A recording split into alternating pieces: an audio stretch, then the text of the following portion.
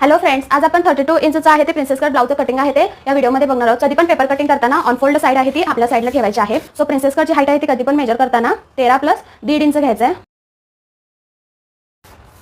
जो काही नेक आहे तो किती टाकायचा आहे? 2.25. नंतर 3 म्हणजे 5.5. इथे 1 आणि 1.25.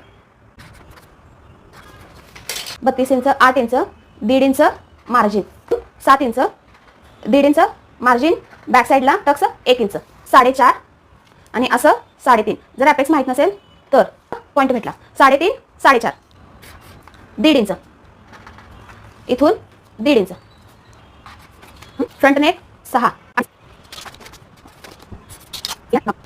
इथून कर्व द्यायचा